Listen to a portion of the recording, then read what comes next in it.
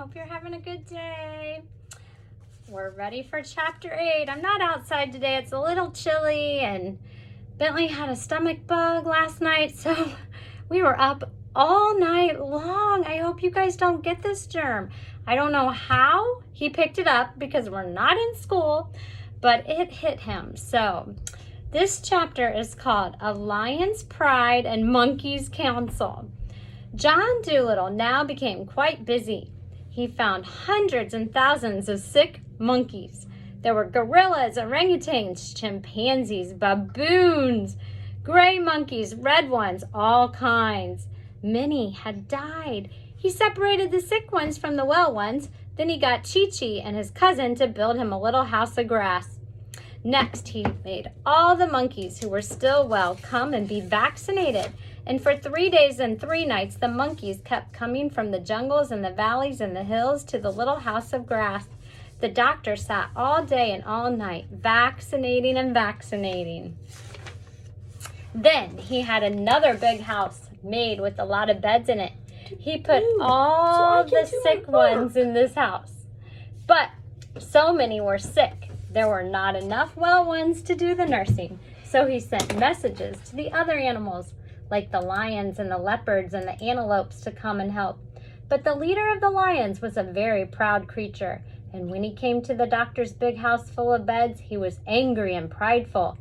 "Do you dare to ask me, sir," he said, glaring at the doctor. "Do you dare to ask me, the king of the beasts, to wait on a lot of dirty monkeys?"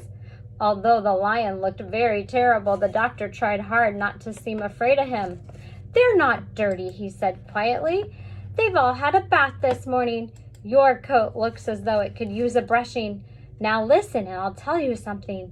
The day may come when the lions get sick. If you don't help the other animals now, the lions may find themselves all alone when they are in trouble. That often happens to proud people." "The lions are never in trouble. They only make trouble," said the leader, turning up his nose. And he stalked away into the jungle. He felt he had been rather smart and clever. Eden is sharing the computer space. No, you're moving. Okay, we'll move.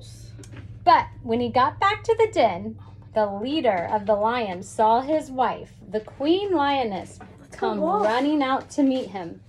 "One of the cubs won't eat," she said. "I don't know what to do with him. He hasn't taken a thing since last night." So the leader went into his den and looked at his 2 little cubs lying on the floor, and one of them seemed quite ill. Then the lion told his wife quite proudly he had just said to the doctor, and she got so angry she nearly drove him out of the den. "How could you?" she screamed. "All the animals from here to the Indian Ocean are talking about this wonderful man. They say he can cure any kind of sickness. They say he is very kind. He is the only man in the whole world who can talk the language of the animals. And now you have refused to help him? We have a sick baby on our hands. Go back to that man at once," she yelled, "and tell him you're sorry.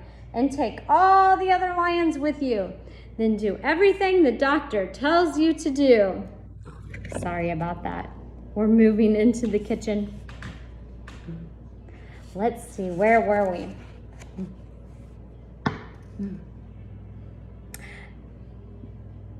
"Work hard, and perhaps he will be kind enough to come and see the cub later.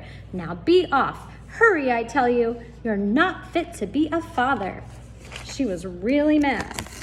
So the leader of the lions went back to the doctor and said he was very sorry. Then the doctor was happy, for all the lions and the leopards and the antelopes and the giraffes and the zebras came to help him in his work. The doctor went to see the cub and gave him some medicine, so all was well. And now, very soon, the monkeys began to get better. At the end of the week, the big house full of beds was half empty. At the end of the 2nd week, the last monkey had gotten well. Then the doctor's work was done. He was so tired he went to bed and slept for 3 days without even turning over. Chi-Chi stood outside the doctor's door, keeping everybody awake till he woke up. Then John Dolittle told the monkeys that he must now go back to Puddleby. They were very surprised at this, for they had thought that he was going to stay with them forever. And that night, all the monkeys got together in the jungle to talk it over.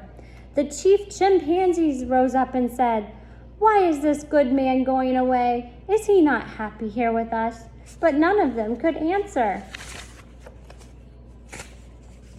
Then the grand gorilla got up and said, "I think we should all go to him and ask him to stay. Perhaps if we make him a new house and a bigger bed, he will not wish to go." Then Chi-Chi got up. All the others whispered, "Shh, look, Chi-Chi, the great traveler, is about to speak." "My friend," said Chi-Chi, "I am afraid it is useless to ask the doctor to stay. He owes money in Puddleby and he says he must go back and pay it." And the monkeys asked him, "What is money?" And then Chi-Chi told them that in the land of England, you could get nothing without money. You could do nothing without money. It was almost impossible to live without money. "When we were coming to you, we had to bring food," Chi-Chi said, "but we had no money. We said we would pay when we came back, and when we borrowed a boat from a sailor, but it was broken on the rocks when we reached Africa. Now the doctor says he must go back and get the sailor another boat." The man was poor. His ship was all he had, and the monkeys were all silent for a while, sitting still upon the ground and thinking quite hard. At last, the biggest baboon got up and said, "I do not think we ought to let this good man leave our land till we have given him a fine present to take with him, for we are grateful for all that he has done for us." And then they all cried out, making a great noise, "Yes, yes, let us give him the finest present. 50 bags of coconuts," said one. 100 bunches of bananas, said another. But Chi-Chi told them that all these things would be too heavy to carry so far and would go bad before half was eaten. "If you want to please him," he said, "give him an animal. He will be kind to it. Give him some rare animal they don't have in the zoos." And the monkeys asked him, "What are zoos?" Then Chi-Chi explained to them that zoos were places in the land of England where animals were put in cages for people to come and look at. And the monkeys were very shocked. "Have they an iguana over there?" one said. Chi-Chi said, "Yes, there is an iguana in the London Zoo." And another asked, "Have they got an okapi?" "Yes," said Chi-Chi. And another stood up and asked, "Have they got a push-me-pull-you?" "No, no one from the land of England has ever seen a push-me-pull-you," said Chi-Chi. "Let us give him that." And the next chapter is called The Rarest Animal of All. Has anyone ever seen a push-me-pull-you? We're going to find out what that looks like very soon. You guys have a wonderful day, and I'll see you tomorrow.